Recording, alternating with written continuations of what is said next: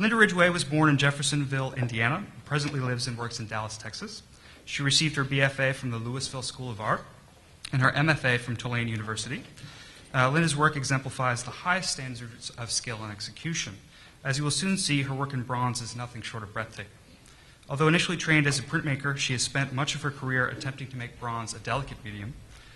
Through Linda's work, you will understand that bronze can be made to do anything, and she's really stretched the possibilities of the medium. Linda also likes to draw, so pay attention to the lines in the work, and I do really mean this sincerely. She draws better in bronze than most artists do with a pencil.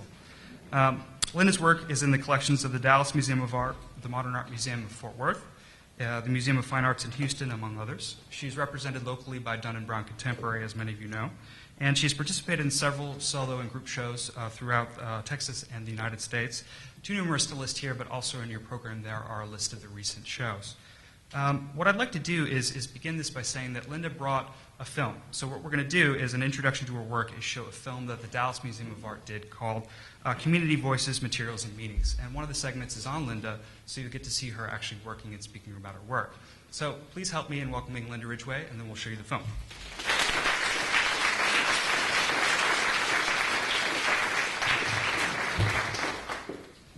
Well, I see a lot of faces that I recognize, and I'm glad to see you. And the first thing we're going to start with is this short film that the DMA did.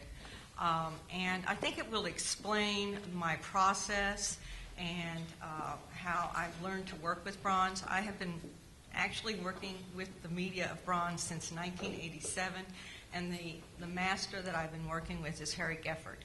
He started a foundry there called Green Mountain, and we have been together for many years, and I think you will see that he and I both have tried to take bronze to a place where people wouldn't quite expect it to go.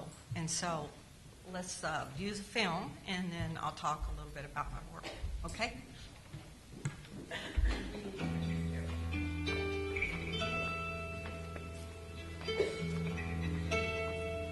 Most people think of bronze as beautiful Henry Moores, these massive, large things, and I think I'm giving it a vocabulary that is pushed my vocabulary. It's more delicate, it's more fragile.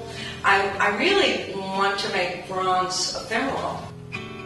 You know, I want it to be fleeting and delicate. I think it's because I like to draw. Drawing is a big part of my work. And I've always been in love with the line. And, you know, you'll notice on the wall some of my pieces there'll be an object with a line coming from it. Even with the roses that hang over there, you know, it's a line. To me, it's hanging. And I wanted it to be close to drawing, close to the sense of a whisper. You are pouring a liquid into a mold, and it will capture anything. It will take the hair off your head. It can do just about anything that you ask it to do. I think personally, I keep trying to stretch it and to see how much more I can do. I think that I never realized that I would be doing it this long. I want to get the least amount of wax as possible, because we have to have the wax covering on some things, but most things you have to have that wax covering so that the investment doesn't leak into it and, you know, pit it and things, because you want this kind of really nice area for the investment to lay onto to get a proper cast.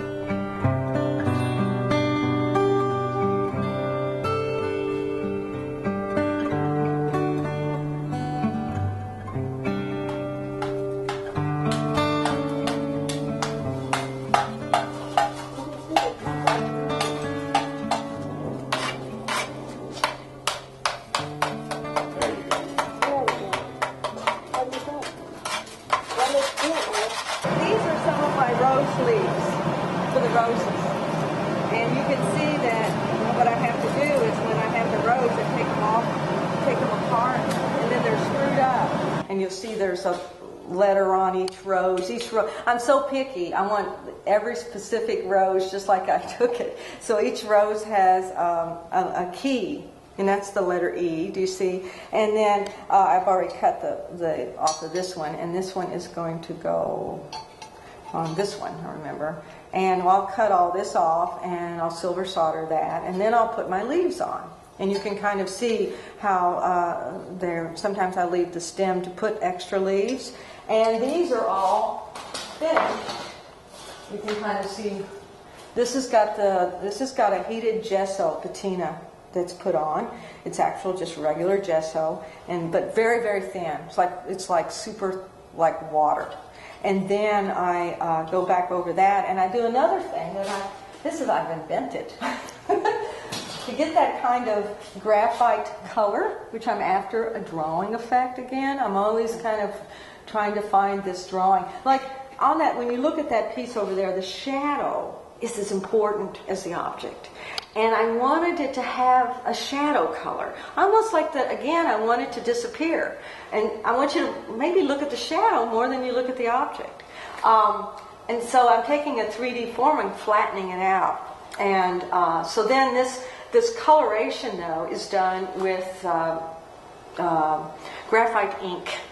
A lot of people would say, "Oh, you're using bronze because it's so permanent," and I don't feel that that's it. I think it is because it can catch the essence of what I'm trying for. This breath, this spirit. I couldn't believe, first of all, how I could take something from one form and then it would come out in this metal form, which at first was a real shock to me. I mean, I had this soft fabric and soft this, and then it comes out and it's caught in action. And that is really wonderful. You catch something in its movement. I've played a lot with gravity, too. I love the way gravity pulls things. There's a piece over on the other wall. It's called Square Line, and it's just a piece of, it's a material that you get to make rugs with. I forgot what you call it, but it's a rug material that you run the threads through. And I liked it because of its grid and its line patterns. And so I started just cutting them and letting it drop. Now, that is, first of all, remarkable that we were able to cast it, but I still have caught the drop. And that's what bronze can do. And it will hold it there for you. It's like a stop-action camera. That, to me, is exciting.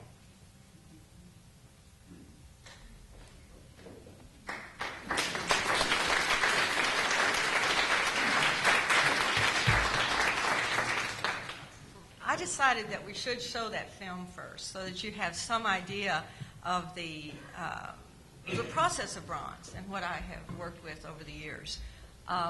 So what we have here is a PowerPoint that I'm learning how to do with the help of Miss Teresa Raffiti, who helped me put all this together. And this is a piece that is called May 1st, 1958. And this is a very important piece to me. It's the reason I'm starting it with this. First of all, it uses the shadow. And in the video, I talked about how shadows were so important.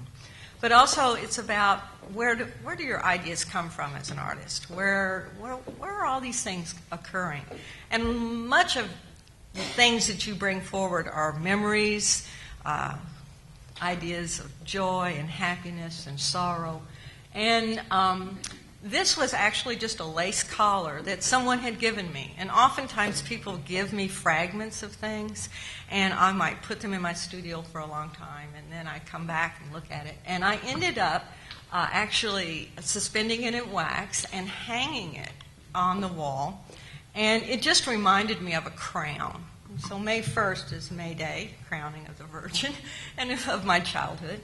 But the important thing about this piece was, or still is that it was hung very high on the wall, not in the traditional location of where you might hang something. It was way above eye level, And the sorrowful thing about this is showing it like this, you can't really get the sense of how it was installed. But it was a really kind of a breakthrough piece, and most artists are influenced by other artists. And I was greatly influenced by Richard Tuttle on this because several years ago I saw a show of his at the Modern Art Museum in Fort Worth, and he had taken a small kind of L-shaped drawing and had put it on an entire wall all by itself, slightly below eye level. And seeing something like that made me realize that I had been doing these things but not really thinking about them in, kind of not configuring the way I wanted. So May 1st was the first piece that I felt like I was really getting involved with the wall as my palette. The wall was just like a piece of paper or the edge of a paper. And so that's why this is so important to me. The next piece, this is called 3 Lines Represent Development. And this piece right here was one of the earliest pieces that I incorporated text. On the right there, you can see a close-up of the mum. And these are, again, all bronze. And then this comes from the Japanese ikebana flower arranging art form. And a friend of mine gave me a book on ikebana, and she said, I think you're going to love these diagrams. I think you're going to love the way this is put together. And I did. In fact, I have been playing with the idea of these ikebana diagrams for, about 6 years now. And I am going through the book and playing with these, what I call diagrams of beauty. Now, I was very much in love with the idea that someone would prescribe beauty and how you would put something together and make it beautiful. I found that really interesting.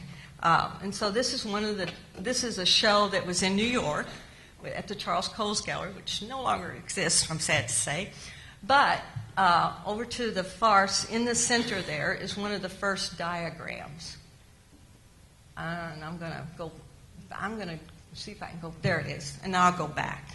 And this is one of the diagrams. And again, you can kind of see that I basically took the diagram from the book and followed it to the letter, trying to play with what we call prescribed beauty and turning something that was just this quick drawing into a three-dimensional form. I'm going to go back to this. This is what I thought I would do is take you through with some images of the last 3 shows that I've done. And to the right there is a piece called, and I'm going to go to the next one, But for a While. As I'm talking to you, I said that the Ikebana book that was given to me kind of started a whole group of works. This comes from the book A Room of One's Own by Virginia Woolf. A friend of mine gave me that book, but I didn't get it when you should have gotten it when you were young. I got the book when I was in my late 40s. And one of the things that I do with books is that I always read the first word and the last word of every book. I find that really interesting. I like to see how people start something and how they finish it. Doesn't mean that I'm cheating or like reading the last page, but it's something to me, it's kind of an interesting way of viewing what you're in for.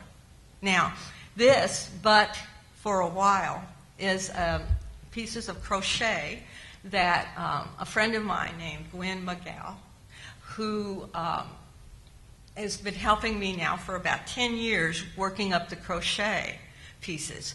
And she was someone, I said, I would love to put together words, but I don't quite know how. I had seen this thing of bread, a crochet doily that said bread on it. And I said, oh, I'd love to put my own words on it, or words that I love. And she said, well, I can do any of that. So working with this young woman, she was able to put the crocheted words together that I gave her. And we worked up grids and everything. It was so much fun to work with somebody. And this is the Virginia Woolf, But for a While. And I love this because the first word of the book is confrontational, and the last word is continuation.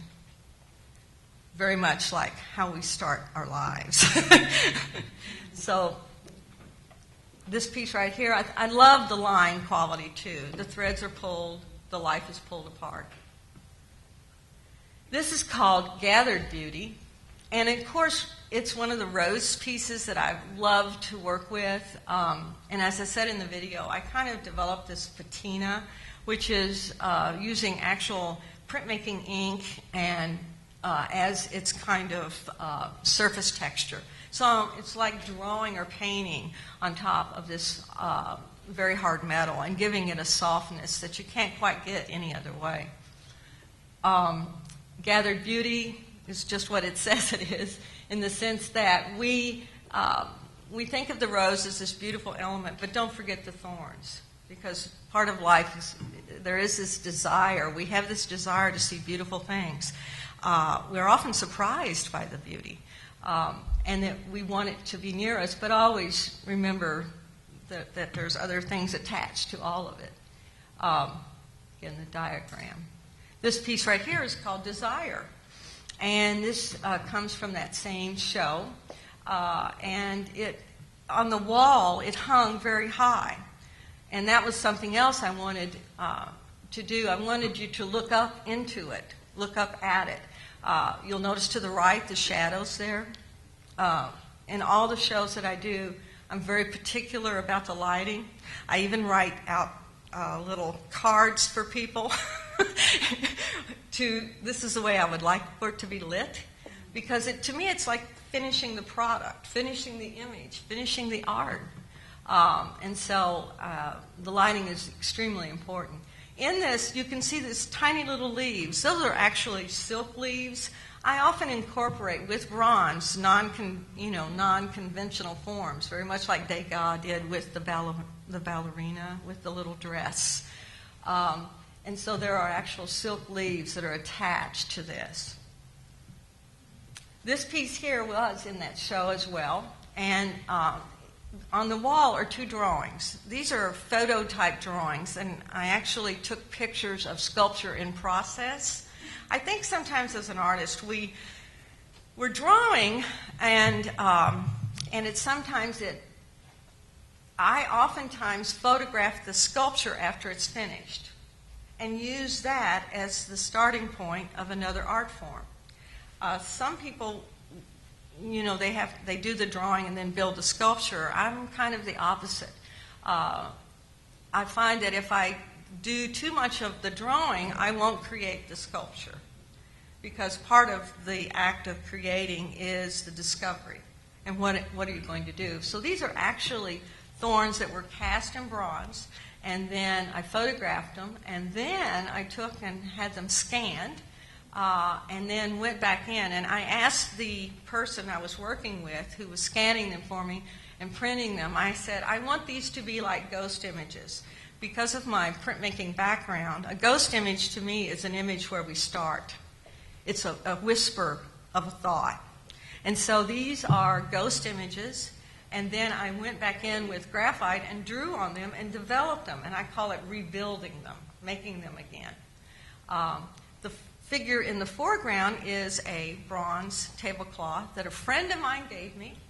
Her family no longer wanted it, and I saw this beautiful thing that had these wonderful flower shapes. And, it was built, and I like to say built instead of made. It was built by her great-grandmother, and no one wanted it. And I said, well, I would love it, but I may destroy it. And I want to talk about that a little bit. When I cast things from real objects. I coat them with wax. So there's not a mold. This is not multiples. It's one of a kind. So the danger is like this piece here, this large tablecloth, if you don't get it all cast properly, you've actually lost some of your image. This is called direct casting. It's a process that Harry Gefford at Green Mountain developed in the highest level of expertise. Since 1987, I've only lost 2 pieces, and I cast a lot. So that's pretty amazing. But this piece here, it has a cut piece out of it, And it's called Heirloom. And when I was doing it, I was experimenting, and this is the close-up of the cut. And I finally realized that the tablecloth is a symbol of the family, a place to gather. And there's a cut place out of it. And I didn't, at the time, think about it, but these are things that happen to you later. It's like when you make a piece of art, you're in the process of it, you're thinking about putting it together or working it, and then oftentimes you come back and reevaluate what you've accomplished. And this piece here was all about my father. I had lost my father the year before, and the emptiness of the one corner was the loss of that head of that household. And yet, so to me, it's a form of great beauty, but also of great sadness. So that's kind of the way I love to work. It's kind of the place of the highest degree of teetering on either side of that edge. This piece here is called The Conversation. It says, I don't know if you can read it, it says, pink is weak, and the other pillow form says, is blue strong? And this is the beginning of when I started to do things about pillows. Pillows we think of as comfort. This is a pillow form. This comes from a conversation that I had with a friend of mine, and I won't say who, but he was saying, what is all this pink stuff, and this pink is weak. And I said, well, is blue strong? In other words, this is a male-female thing going on right here. And the rules and regulations of it all. So this piece came following after it, and this is called The Husband. This is, you like that? I thought you might. We always give the lady the rose, but this one is the wife gives the husband the thistle. In Scotland, there is on their crest that is the rose and the thistle. And so this is a bronze pillow underneath. It's not a real pillow. I mean, it was a real pillow. It has a silk covering over it, and then a bronze thistle on top. Now, there again, I talked about that earlier, that I like to incorporate silks and fabrics with the bronze. And you might say, well, what if someone purchases this, and what do you do with that silk covering, and how, I thought of that. I made extra. So that when someone wants to have that dry cleaned or whatever, they can actually put the extra one on and make it all work. So anyhow, this to me is one of my favorite pieces. I also like the fact that it's very stiff. The figure's very stiff on top, and it's so thorny and rough, and then you have this soft, soft pillow. I was really wanting to get you to feel that illusion of hard and soft in this piece. And following that, and this was starting from a show I had at John Berggruen in California, and this is called Choose Your Poison.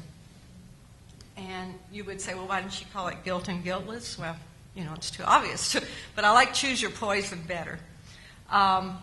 Again, these are male-female symbols. And thinking about no matter where you fit, you're in trouble. And I found this to be just a really interesting thing. Again, from many conversations with many friends. And this piece right here, again, a bronze crochet piece called You and Me. And you can see it's about an identity crisis. You, me. What are we working on here? It's the top part there is another rose. And then this piece. This piece is called She, and She. And this is a baptismal bonnet. And I did this prior to the birth of my granddaughter, Gianna. And it was her present. It was my thoughts to her. There is, on the ribbon, is some words written by the poet Laura Riding. And it comes from the poem Divestment of Beauty. And it talks about basically the idea of a beautiful form and how life is going to be tough, but it's also going to be beautiful. And this bonnet looks more like a helmet. I don't know if you feel that, but I was hoping you would feel that way. It's not only a beautiful thing, but a protective thing. The ribbon, by the way, is a continuous line, and they did that at that time. They would make the bonnet, and then they would make a continuous line. They didn't do two lines and then tie it around the child. They kept it as a continuous circle to talk about a long life, never broken. And I thought that was a beautiful thought. Then this piece, this is about my father. This is called Winter Planting. I grew up in Kentucky and southern Indiana, and I grew up in a rural, that's a word for me to say, a rural area. It was in the farm with my grandmother, and we planted lots of things. And I oftentimes wondered why I had this obsession of wanting to put objects in a nice long line. I wanted everything to be nice and straight. I wanted it all to be in order. And I had been doing it since I was a child. My father, who was part of that good generation, he never quite knew how to do, this emotional, I hug, love, all this. But he also would say, why don't you come help me do some planting? You do it so well. And so, little Tom Sawyer, But anyhow, I grew to love the land. Walking barefooted and putting things into the ground is a great experience. And then these are Georgia collard greens, a winter planting. And we'd often put these out in the spring. When I did this, I wanted them to float. There is a line that's actually on the wall without being on the wall. If you can see the roots and everything. You can see how they lay out and go in format. But I developed a way of putting them on the wall so you didn't see the pins. And I loved that about this. Again, it was like the pillow being soft, and yet it was hard. Finding a way to suspend these objects to me was just as important because I really wanted to play with the shadows. Again, the wall is my palette. It's my area to work with. And again, these are slightly above eye level because I wanted you to find that invisible line first. This piece was done as a thank you for someone, and I always liked it a lot because the thank you was kind of like when this person was leaving, and I didn't know how to quite say how much I was going to miss them. And so there's this separation. That is why it's separated. The thank you is not straight across. It's when you have contact with people and they bring great things to your life. It's so sad to have to say goodbye, and yet you want to thank them. And that's what this piece is about. And the long strings and threads, for me, they just add on to the kind of the feeling of the gravity and the pull of the object. This show is my most recent show, and some of you who are here and probably have seen this show. And this was done in Brown in 2009. It was called A Boy's Will. And the title comes from the Robert Frost's first book of poetry, which was called A Boy's Will. And but it was his tribute to Longfellow where he picked up the title. And I don't know if I have, I was going to read just one little thing about it. I'm not really a reader as such. I wanted to find that for you. If I put it in here. This is the line that Robert Frost loved so much. A boy's will is the wind's will, and the thoughts of youth are long, long thoughts. Isn't that beautiful? This whole show was about my two sons, my relationship to them, and the things that we think about in our lives and how they add so much to our lives and the joy that we do when we create these things. And so this was published first in 1913, and it's a beautiful book. If you haven't read it, you should read it. It's his first book of poetry. It's very youthful. It's very high-spirited. One of the reasons that I love poetry so much is that as a child, my mother would read to us. And she was a great reader, very soothing. It was always the calming quality of the day for her to read to us. But when we were sick, she pulled out the big guns, I called it, and brought out poetry. And so in a fever, I remember a lot of Robert Frost. I didn't get chicken soup, but I got something else that fed my soul. And after many years after she had passed, I realized I was in a bookstore and I saw A Boy's Will. And I went, oh my goodness. So I picked up the book. And again, where do we get ideas? For me, it's often books or friends giving me things. But this was a start of a whole group of works on what I called hand pillows for poets. And I'm going to go on a little bit. The dress to the right there is a tribute to my daughter-in-law. And actually, the form that I constructed that dress from was given to me by her mother, and her mother had done it in a home ec class many years ago in college. And this dress is called the Perfect Six. We were all after the Perfect Six. Just to show it to you. It's quite interesting that it is a hand crocheted piece, and I tried to give it a sense of, I wanted it to be sexy. I think it is kind of sexy, even in an old-fashioned way. But in the bottom there on the hem are what we call Irish roses. Those are roses that were developed by women in Ireland, a specific type of thread movement and petal formation that I always found so beautiful. Then right here are 3 drawings, and these are actual what I call print drawings. What I did was, this was a dress that my son, who is youngest son Benjamin, who is a costume designer in New York, and he had made this lining for a costume for one of the witches in Macbeth, Hecate, and he was going to throw this thing away, and I got really excited, and I said, I just love it. Can I have it? And he said, I'm going to throw it away. You can have it. And again, I took this and went down to flatbed press. And I love to plug these things because there's wonderful things going on in the state of Texas. We have a wonderful opportunity here with so many places to work and people that will help you.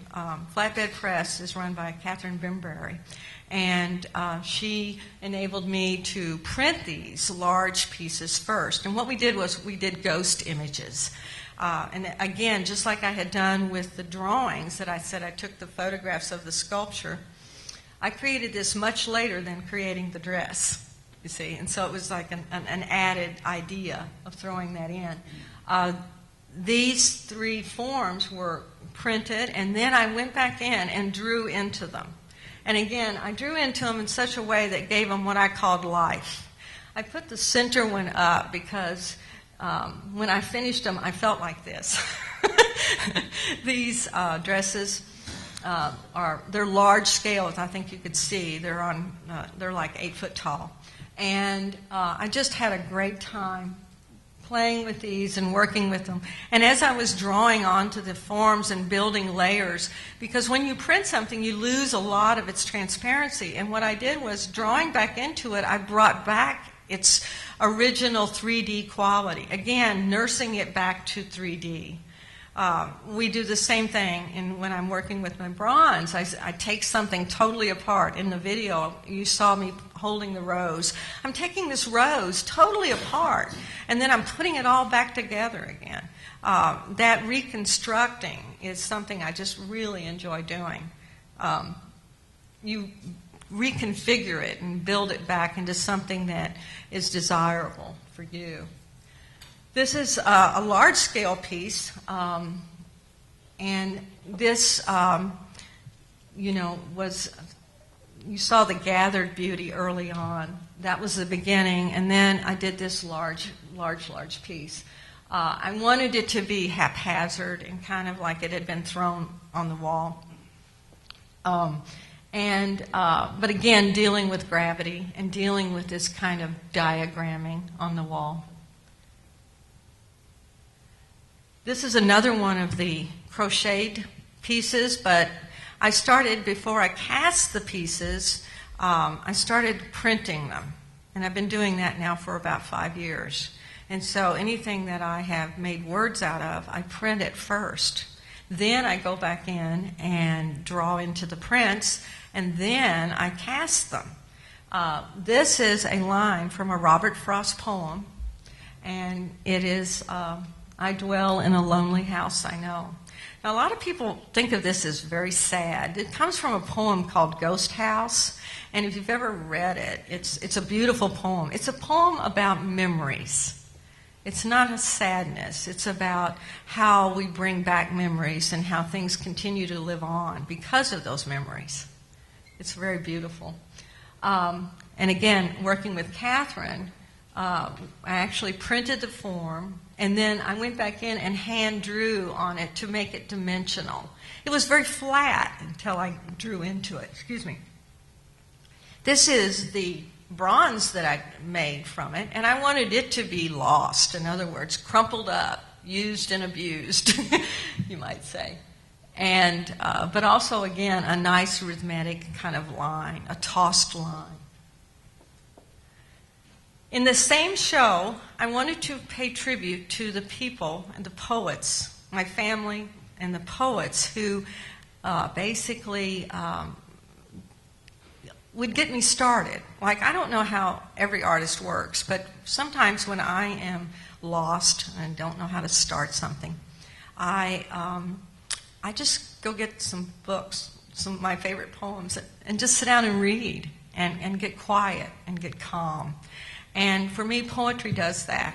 This is called Redbird, and these are a series of what I called hand pillows for poets. They're all quite small, 8 inches square or 10 inches square. And this one is for Mary Oliver. Mary Oliver, if you don't know her work, she is, in a way, very sensitive to nature. Her work, to me, is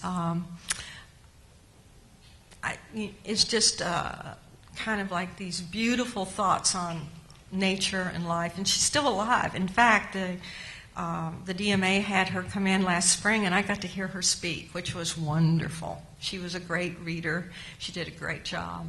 But anyhow, I'm actually going to send this to her, I've decided. Don't you think she should have it? And inside it is a silk, piece of silk with the poem inside. And the poem is called Redbird. And I love this. We got one of the words, the weep. It's beautiful. This is a hand pillow for Ezra Pound. I don't know if you've ever read any of Ezra Pound's poems, but they're tougher and rougher. And this, you might say, what am I doing with the hand pillows? The hand pillows, because they're writing so hard, they need to rest their hand. I'm giving them a place to rest as they give me a place to rest. This one here is A Boy's Will. This is for Mr. Frost. Inside of that is the entire book. I took the book, I read the poems, I cut each line, and then I would very carefully fold it up and put it in. I tell people who have ever had one of these, they can take a line of poetry out a day and make them feel happy. And then they can put it back. I'll show you a close-up. You can kind of see the words are incorporated. This piece is called The Sea and the Bells, and this is there in this are 3 love poems by the poet Pablo Neruda. I love this poet. I find his work magical and very, very loving.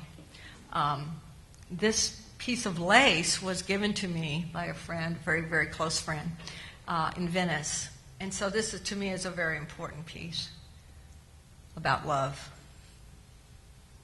This is a hand pillow for Miss Stein. A rose is a rose, you know. Inside the hand pillow are roses, and they're all cast bronze.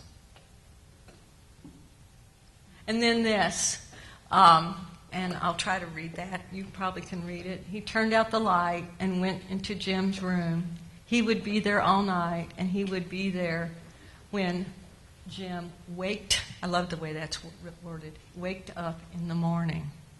This is from To Kill a Mockingbird, my favorite book. And this is the last 2 lines of the book. Over to the right is the hand pillow for Harper Lee. I'm going to close-up of it. Underneath it, there is, if you turn the pillow over, there's a small bird underneath it that actually unscrews. And inside that is her book. I cut the words up and put it in. You all read this book, I know. But for me, it was a book of great beauty, and it was a book that I used to share with my children. In fact, I have a copy right here that is a collector's copy that my son gave me last Christmas, which I loved. My son that's here today, and he's also an artist. But that was a kind of wonderful circle of life kind of thing. I love the last line of that book because it talks about, as a parent, what we do, what we expect of ourselves, and the great love that we have for our family. And I just love To Kill a Mockingbird because it is about a lot of different things on many levels. Then this is when both my sons left, which is a normal good thing for them to do. You don't want them to stay there with you forever, correct, everyone? You want your children to leave. And so I started doing both of my sons. One was married and one went to New York. And so things were different in my house. It got really quiet. And I started talking about how, in my mind, how things would unravel and how life was a journey. And this piece here is called Knowing. This is a bird nest, and I started, this is in 2007, I guess, I started doing these, and I started unraveling them and creating what I call truly three-dimensional line drawings. I was also influenced by the wonderful artist Joan Mitchell, who I've always admired so much because she put so many beautiful lines and so many strokes together, and you'd look at them and you'd go, how did she do it? How did she do it? Well, this to me is my tribute to Joan and to my children. It's called Knowing. Knowing, which I like that title a great deal. This is a close-up of it, of how it moves. So I've done a series of these. This is called Light Woven for Estonia. And oftentimes some of these nests and things, I pull them apart and make them unrecognizable, and sometimes I make them recognizable, but I've been playing with them. I like them because they're like poetry to me. Again, I'm pulling and pinching and playing with things, letting gravity do its thing. And finally, this is the one about, and I wanted to read the title on this, but yield who will to their separation. That's the title of this nest. And this is the end of my talk.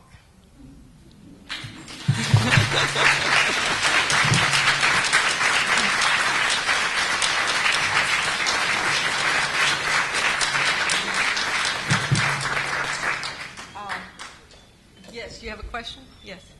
I do. Linda, one of the great things I love about your work and you and other artists is the process. And you've been very generous, not just with this occasion, but others to share it. So my question is a technical question, which Yes. not with some of the other people. That's all right. When you physically cast the bed, Mm-hmm. or the tablecloth, Mm-hmm. or the dress, you Mm-hmm. talked about many times when you in the process of casting, you lose things. So in the casting process, you coat the tablecloth or the dress in wax, and you create the hard shell around it, and then you throw it out. Right. So do you physically lose the dress? Yes. So my question about the tablecloth was, you deliberately wanted a corner of the piece removed. I took it out, yes. Did you do that because you wanted to return to your great aunt, or you wanted to keep that portion of that tablecloth? You know, that's a hard question in a way, because I'm not quite sure why I did it. I think I was going to play with it as a test. I think I was going to do that. But then I realized when I cut it apart that I had made it into something other than a tablecloth. By taking away the corner, I took away its reality. I took away its usefulness. And so all of a sudden it became something else. It became, for me, the symbol of my family, the loss of my father, and all of that. But I didn't know all that right away. I don't think as artists we walk around, so self-aware. I just don't think it happens that way. I think it is a journey that the art speaks to you. It comes back to you and says, this is who I am. The second part would be when you actually physically have something crocheted. Yes. And you do what is called a ghost run, whether it be the crochet item or the dress that you decided to. Right. Do you physically, in other words, you photograph it?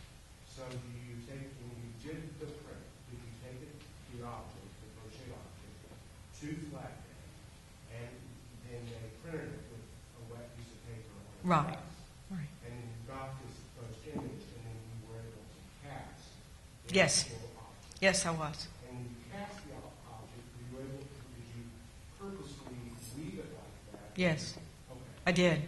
It was, when you saw the drawing of the I Dwell Within a Lonely House, and it's laying very flat. And I wanted you to read it, but in the bronze, I didn't want you to read it. I wanted it to be more mysterious and more dimensional.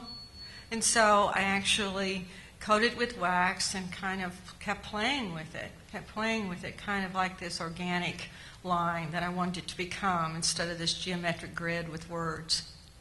I wanted the words, but I wanted the words more in a hidden format. And with the dress, how did you create that flat form? We basically ink up a surface first. You ink up a kind of a bed of ink on a plexiglass plate, and then you lay the object down. And you do this multiple times because you have to twist and turn it and fold it and do it. And so it's actually, it takes more time to ink it than it does to print it. And the good thing was working with Catherine Bimberry.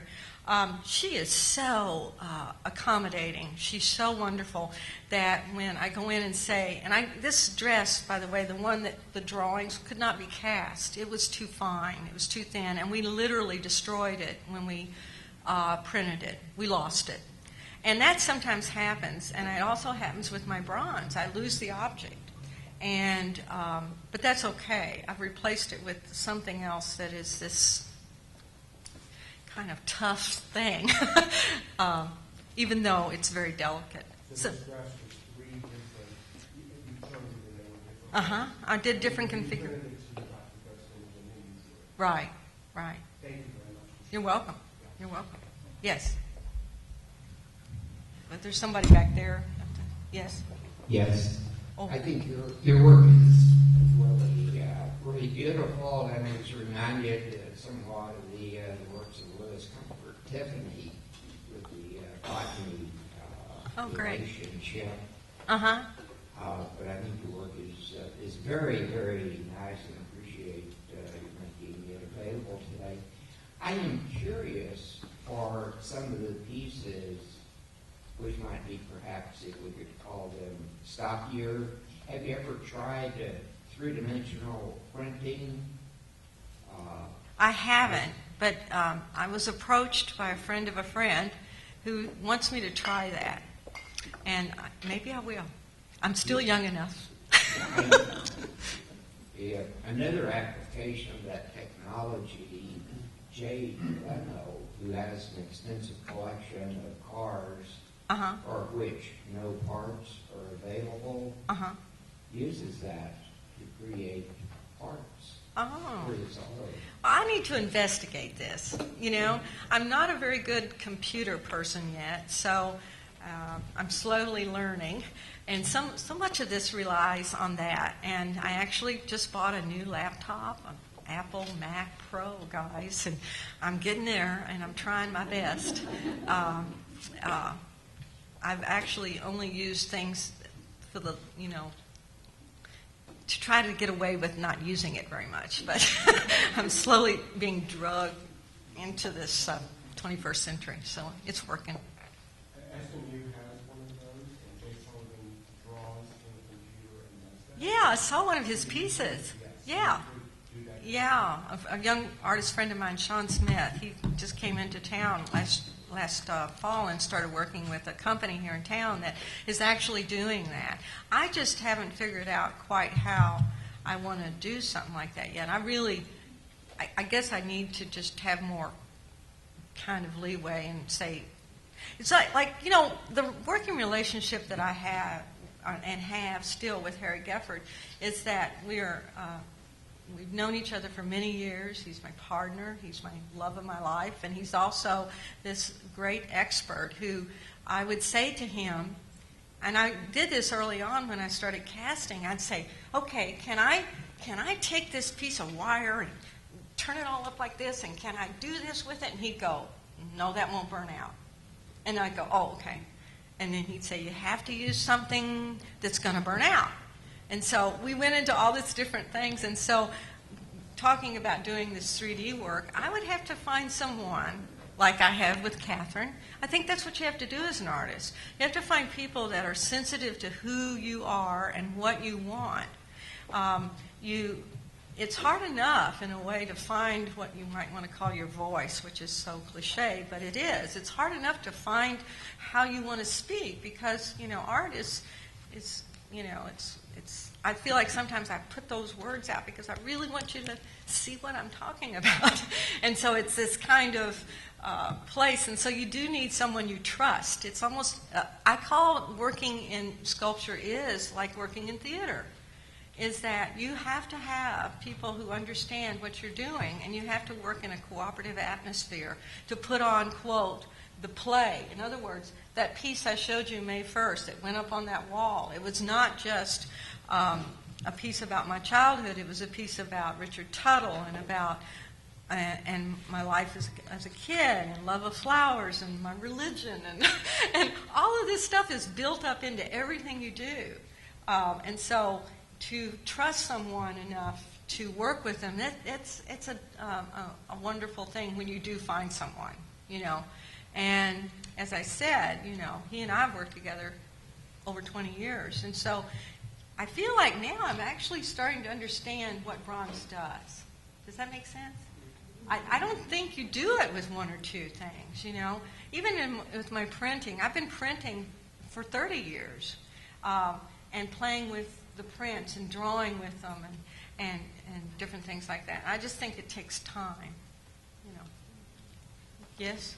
There's a lot of hands here. Who do I? I'll go back there. That's fine. This is invasive of me to ask, but I'm disturbed or questioning, and I've not gotten over the meaning of the piece called Desire. Yes. Which is, to me, it looks like it is what is the mesquite tree? Yes, it's a mock orange. It's called mock orange mesquite. It's really a mock orange tree. Not really mesquite. It's not mesquite at all. It's mock orange. And what it is, it's a desert plant that grows here in Texas on this border area right here. And it has huge thorns.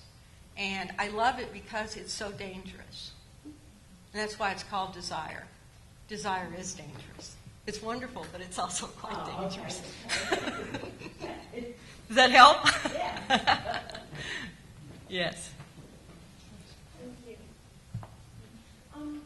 You started off by saying that you're not much of a reader, and I would beg to differ. You read quite beautifully. And the reason why I'm asking is because you combine two of my favorite mediums, literature and sculpture. Have you ever worked with any educational programs? Because I think to present in the way that you do to children, particularly those that no longer have art and literature, rather consider good literature in school, would be quite compelling because you do it so well. Well, thank you. I do teach. I teach at the community colleges here in Dallas, and I love my students. I love to teach, although, teaching is not always the easiest place to be, but it's also sometimes the most rewarding. I do enjoy it, and I love to talk about poetry and art and how they intertwine. For so many young people, they don't seem to be as interested in poetry as I want them to be.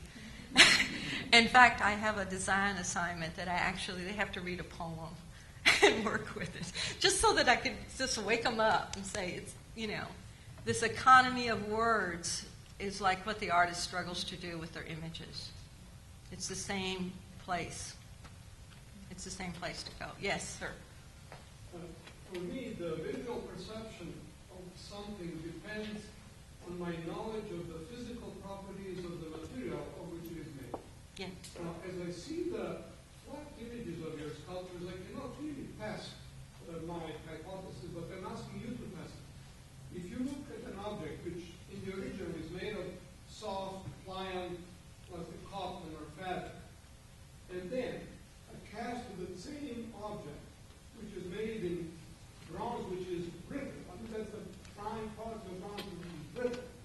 How does your perception of the three-dimensional quality of the object differ?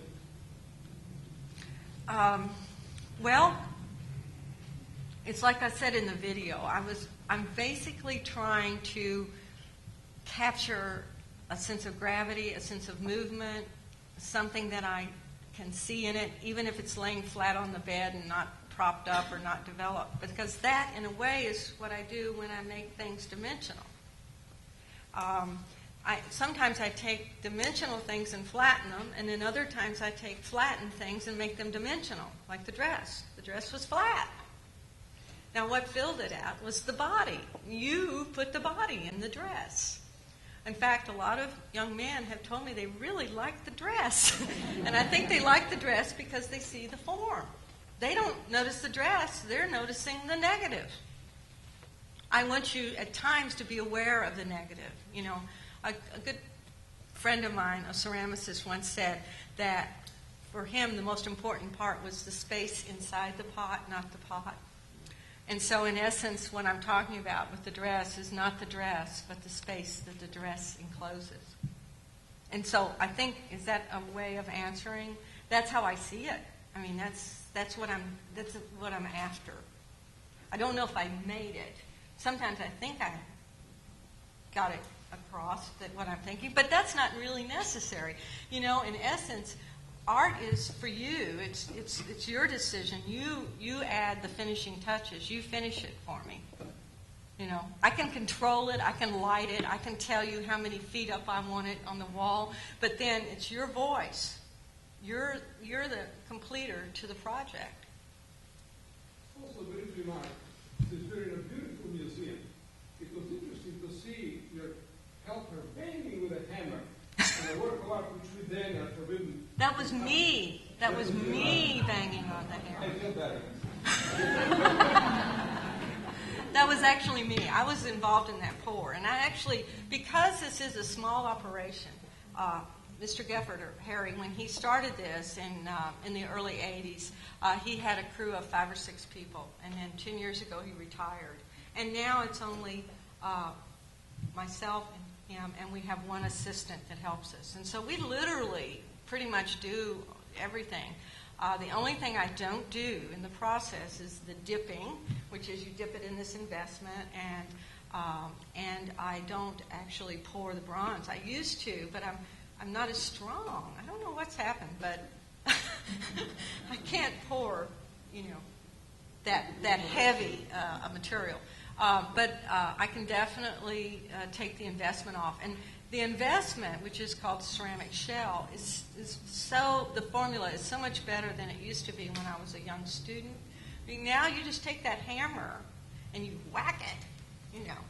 And I'm not going to hurt it because I've got all these little feeder lines that are like this little grid system that's supporting it. So I know how hard to hit it. Yeah, that was me hitting it, though. Yes, sir. And then I think we got it. I had to immediately think this idea of what are the limits of capturing the ephemera of an object. And it occurred to me, how would you go about putting a dewdrop on a flower, on a piece of vegetation?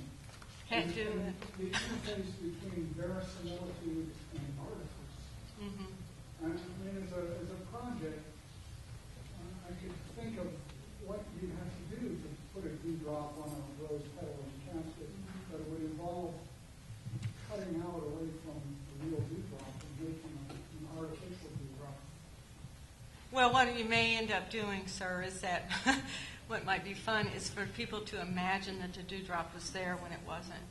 That's the ephemeral. In other words, for me, it's like the dress, the body is there, but it's not. You know, maybe I could convince you that the dewdrop was there without it being there. Wouldn't that be fun? Maybe I can do that. Maybe I'll work on that. I want to thank you guys, and it's a hot day. Thanks for coming.